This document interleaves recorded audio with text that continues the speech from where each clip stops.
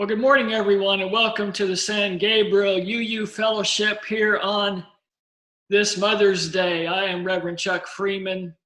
I'll be doing the service today.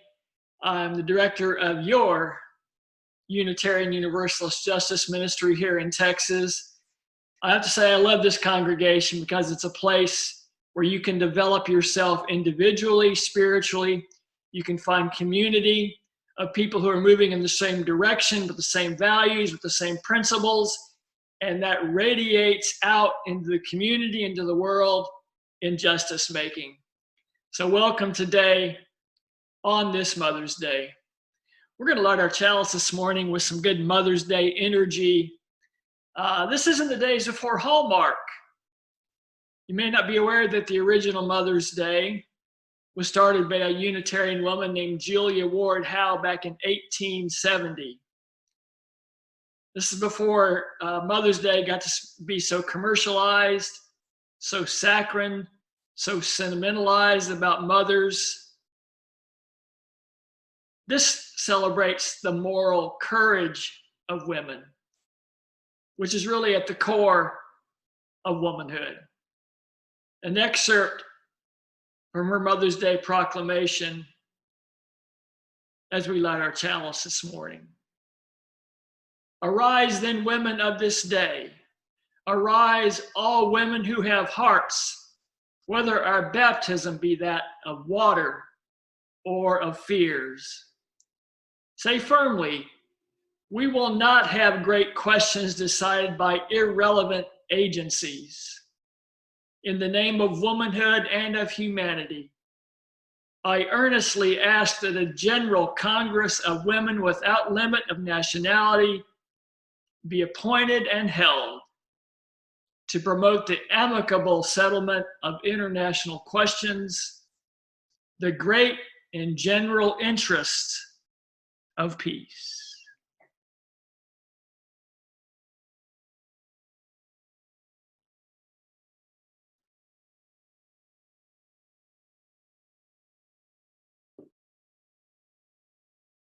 And now let's join together in our ingathering hymn, number 1008, When Our Heart is in a Holy Place. You can stand up there, get your house shoes on, and stand up and sing where you are.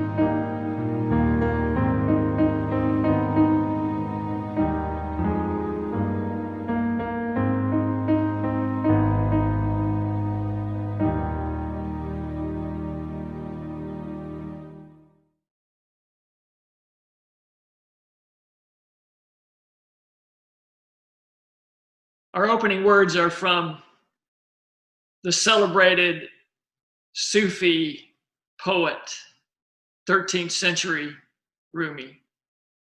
It's called The Guest House. This being human is a guest house. Every morning, a new arrival, a joy, a depression, a meanness. Some momentary awareness comes as an unexpected visitor. Welcome and entertain them all. Even if they are a crowd of sorrows who violently sweep your house. Sweep it empty of its furniture. Still treat each guest honorably. He may be clearing you out for some new delight. The dark thought, the shame, the malice. Meet them at the door laughing and invite them in. Be grateful for whatever comes, because each has been sent as a guide from beyond.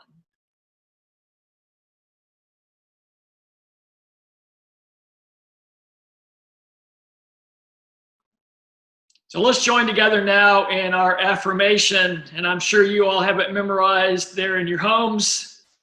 And you can say it without looking at a script like I have to. Let's join together. The doctrine of this church is love. The quest of truth is its sacrament, and service is its prayer.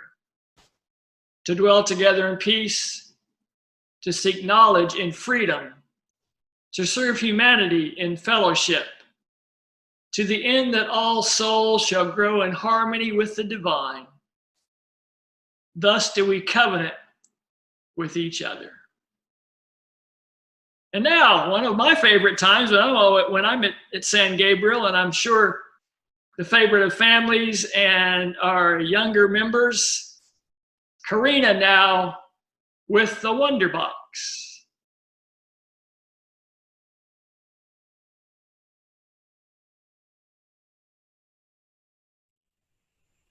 Thank you, Reverend Chuck. I'm so glad that you're able to be with us this morning. And hello to everyone. I've got a Wonder Box with me. Let's use our wondering minds to think about what could be in here. I'll take it out, I'll open it up, and if you haven't made a guess already, tell someone next to you what you think might be in here. I've got a little red heart. This is actually a heart I keep next to my chalice at home. I chose a heart for the Wonder Box today because it's a special day today. I wish all the mothers among us a very happy Mother's Day. And I really wanted to honor the love and care that is at the center of good mothering. So I've got a great story about that. It's called Pup and Bear by Kate Banks, and it's illustrated by Naoko Stoop. Pup and Bear. As the days grew shorter and the nights lengthened, the Arctic wolves knew that the great freeze was on its way. They took shelter in a snowdrift and hunkered down for winter. After many days and nights, the wind turned warm and the sun appeared. The big melt came, and one lone pup found itself on a sheet of ice, spinning out to sea. The pup slid into the water. He swam and swam. When he reached land, he burrowed into a snowbank. He was tired and wanted his mother. Eventually, he fell asleep. When he woke up, it was to the feel of a cold nose on his fur. The smell was familiar. It was a polar bear. "You are not my mother," said the pup. "I am not your mother, but I can cuddle you and keep you safe." The pup was shy and frightened. "Polar bears eat wolves," he said. "Not this one," said the polar bear. "Climb on my back and I will take you to my den." Back at the den, the polar bear licked and cleaned the pup. "I am not your mother," she said, "but I can feed you and keep you warm."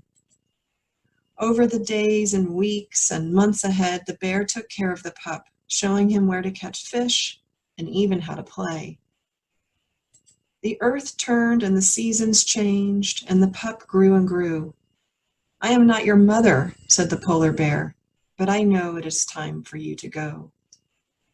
She nuzzled the wolf one last time, and he nuzzled her back. Then he walked out into the wide world. He howled into the midnight sun, and he was answered by the cry of another wolf. Soon he was leading his own pack across the frozen tundra. Then one day he came upon a polar bear cub, huddled in a snowdrift. "Where is your mother?" asked the wolf, but the cub didn't know. The wolf sniffed the cub and rubbed its fur with a wet nose. "You are not my mother," said the cub. "I am not your mother," said the wolf, "but I can cuddle you and keep you warm." "Aren't you going to eat me?" asked the cub. "Wolves eat polar bears." "Not this one," said the wolf. "Climb on my back and I will take you to my den." "I am not your mother," said the wolf, "but you can stay with me until you are big enough to be on your own." And the wolf led the pack back across the tundra, along the path that went round and round in the wondrous wheel of life. The end. And look who we see at the end. Perhaps that will be a family for the bear when he is grown.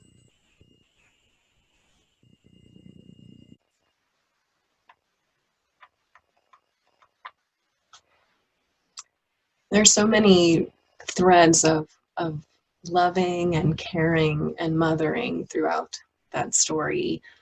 Love is given freely and it's passed on, and we see animals choosing to be mothers, even for an animal that wasn't like them. And yes, we have seen examples of that in nature.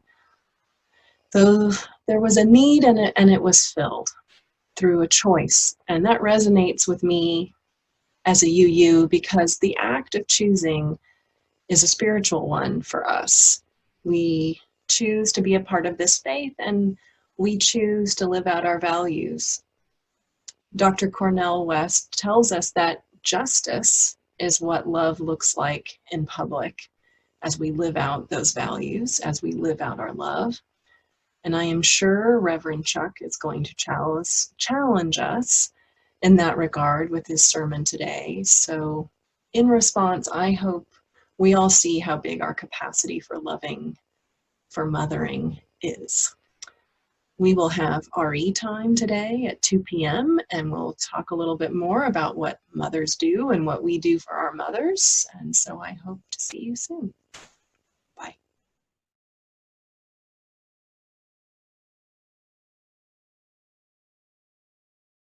Since my house burned down, I now own a better view of the rising moon. These are the words of Ken Fight, who called himself an itinerant fool. Now, this pandemic is not only ravaging the globe with death, but is revealing the charred rubble of our failing systems. You look what's going on in Europe with the death tolls, Italy in particular, Spain. And we're coming out of a time in the EU where after this collapse in 2008 of the economic system due to fraud, you have all these austerity measures going on. Healthcare being cut, programs being cut. And so there's probably no mystery as to why it's hitting hard, particularly in some of the poorer nations of the EU, like Italy and Spain, who are struggling. And now in the United States, we see a very slow response by our government, a denial. We see politics over science over and over again. And it's become popular in one part of our population in the political sphere to guffaw at science, to ignore science, but we can't ignore it now. You can't ignore a virus.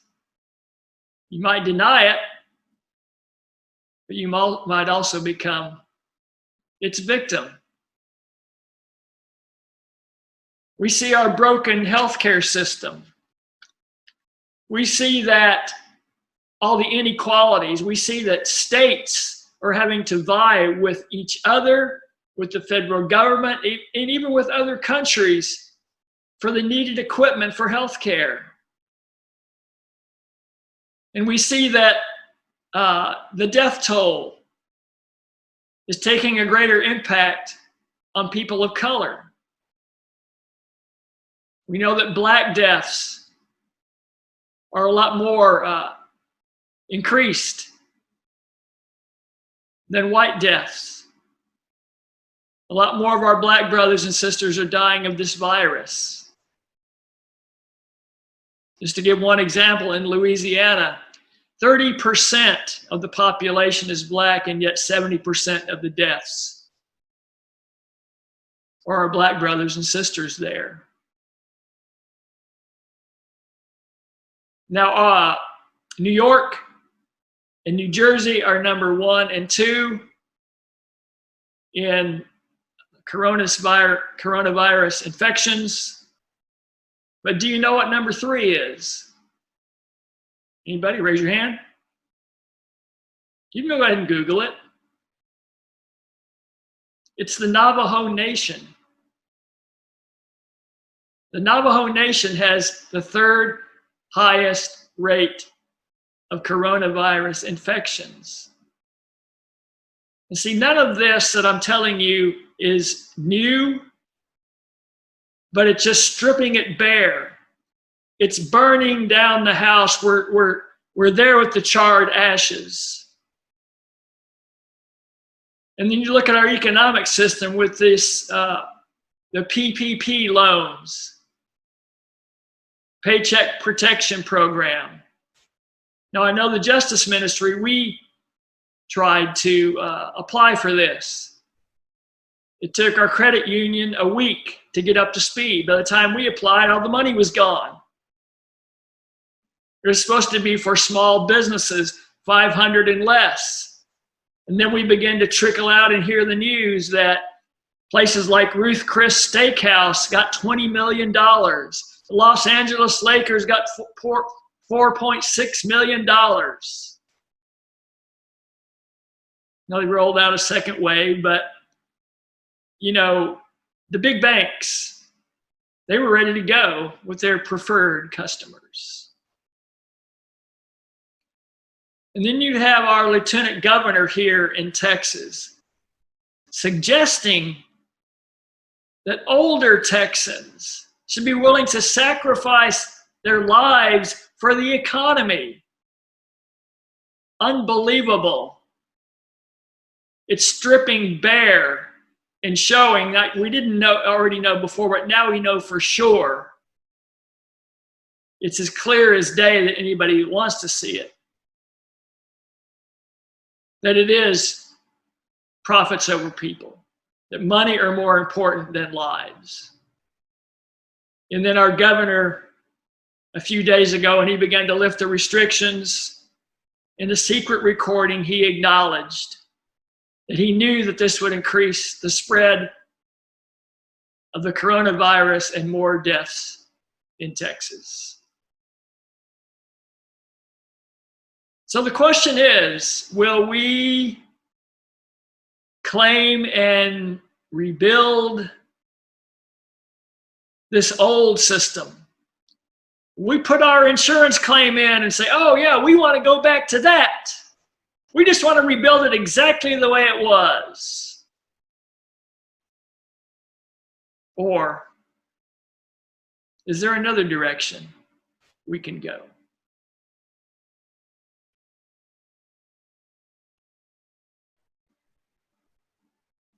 Let's pause and take a deep breath or so. for a few moments of contemplation and reflection and silence. And then we'll move into our meditation song. Let us pause.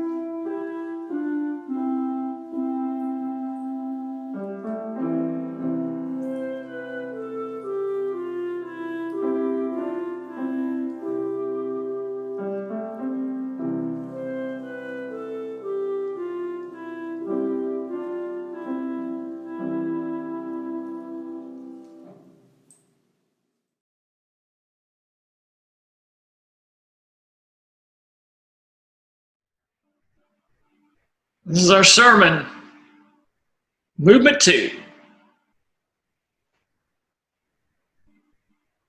Since my house burned down, I now own a better view of the rising moon. I recently saw a video of Naomi Klein on The Intercept, and I would commend that to you to go to The Intercept and check out her video. When she talked about when there are crises that happen in our lives and in this case, in our systems and in our world, they present an opportunity. Now, those who are in power and the structures favor them, they're going to use that to try to double down and more deeply entrench the systems that have created all the inequalities and inequities. But yet, there's a possibility that it can be a catalyst, an evolutionary leap towards new systems that actually work for people, for all the people, regardless of their color or sexual orientation or their status, their economic situation, their educational level. We can create a different world coming out of this crisis. We can move towards the rising moon of owning. I love that part of the quote by Ken Fight. I now own a better view of the rising moon. It's not that I'm not just getting a glimpse of it. I don't just look at it from time to time. I own it. And we are here to own and claim the dignity and the worth that is rightfully ours, and to everyone in this country and in this world. We can work towards a Green New Deal. Unfortunately, this pandemic is going to go only foreshadowing the horrors of the climate situation that's coming upon us. We can work towards health care for all as a human right. We can work for equitable taxation and equitable fair wages for everyone. We can work towards election reform where people are not denied their vote because of the color of their skin or their economic status or their age or whatever the case may be. We can work for education reform where students aren't having going to $70,000, $80,000, $100,000, $200,000 of debt just to get a college education that is really the minimum you need right now, really, to make a decent living in the world. Now, I want to let you know about a few things that the Texas UU Justice Ministry is doing that you can be involved in and engaged in. We are involved and can be more involved in UU the Vote, which is a national movement to get more people out to vote, to get more people energized to vote, more people registered to vote, more people to the polls. By the way, if you want to know about any of these things, just shoot me an email, chuckfreeman2@gmail.com. And I'm going to be joining you for the Joys and Concerns and coffee hour afterwards, so we can dialogue some more there about it. But we're going to be involved in UU the Vote. We're going to be involved using our 501c4, which is the not-for-profit status, which says we can do electioneering. We're going to be endorsing candidates. So we would love for you to let us know who are the candidates that you support, who uphold our values and our principles. We just started a couple of new initiatives. We got a grant from the UUSC for the 5th year in a row, the UU Service Committee. And this is to work for people who are marginalized in our world and in our society, in our culture, and in our nation. We're trying to get another house for the people in Nuevo Laredo, working with Pastor Ortiz, working with the Interfaith Welcome Coalition in the San Antonio area. I went down there back in October. You had over 180 people, most of them children, crammed into 2 houses. And we're hearing that need. We are going to distribute money from this UUSC grant for them to get another house or whatever they want to do to ease the overcrowding. We also just begun a partnership with the Carrizo tribe down in South Texas, one of the original tribes here in Texas. They're trying to stop this idiotic, cruel wall going through their sacred lands, and also natural gas pipelines going through their sacred lands. And I can give you more details about that. We've got some events coming up here in a week or 10 days or so. So we can own a better view. The question is, will we obsess over the obsolete ashes and go, oh, we got to go back to that. We got to go back to the way it was before. We want a more normal life. We want to just rebuild the way it was.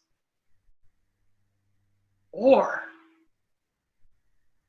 we can own that better view of the rising moon. It's not lost on me during this Mother's Day that the moon is a feminine object. In all the goddess spirituality and the indigenous spirituality, the moon is known as that energy of the feminine. And isn't that what our world needs desperately right now? A Mother Earth, a rising moon consciousness and energy and focus.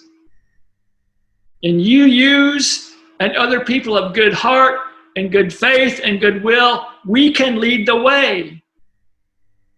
We don't have to just sit idly by and accept these obsolete ashes as our future, this charred, burned down house as the way we have to keep living. We can work and organize and mobilize and strategize and build a new world with Mother Earth rising moon consciousness. The future will be determined by someone and some bodies and some groups. It's going to be determined by those who have the greatest focus and the greatest energy and the greatest organizing, and that can be us.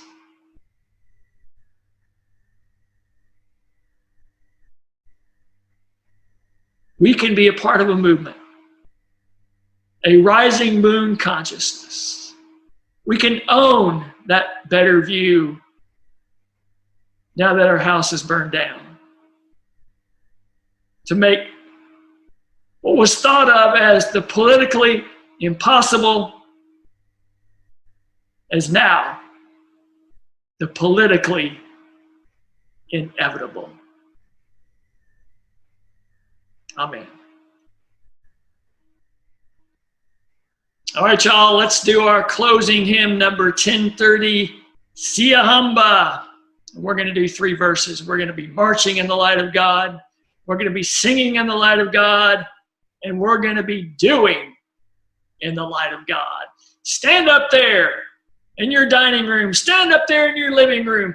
Kick off those house shoes. Kick off those flip-flops. Do a little jig for justice. Sing out. We are marching in the light of God.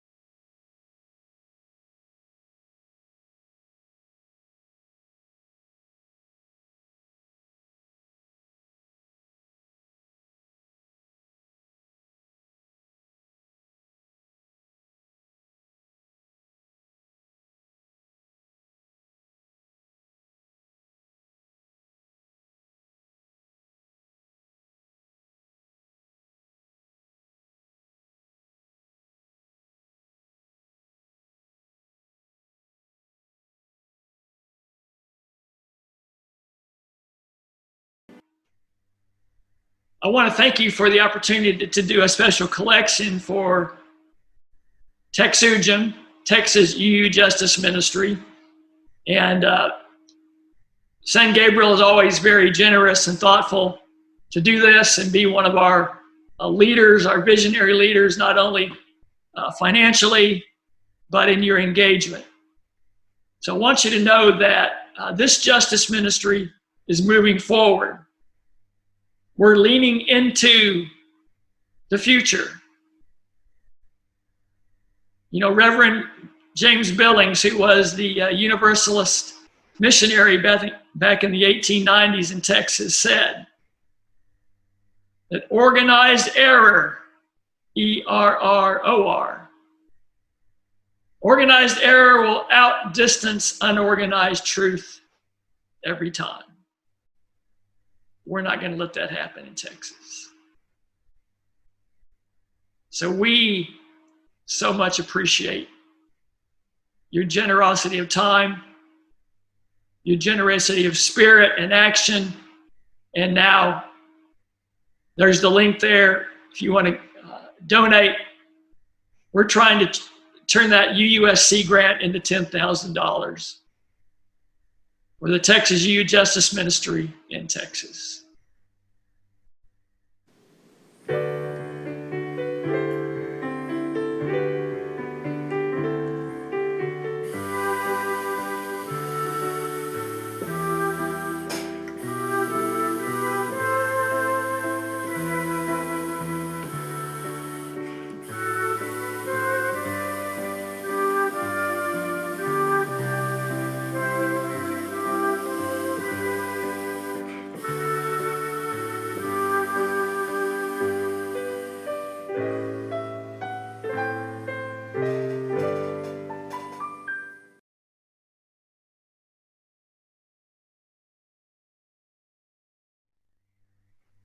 And now, as we extinguish our chalice, these closing words.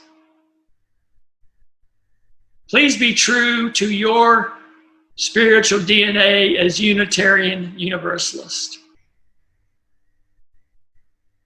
We're not shy, retiring people who sit idly by on the sidelines or who sit in our congregations with uttering a bunch of pious platitudes that really have no meaning whatsoever.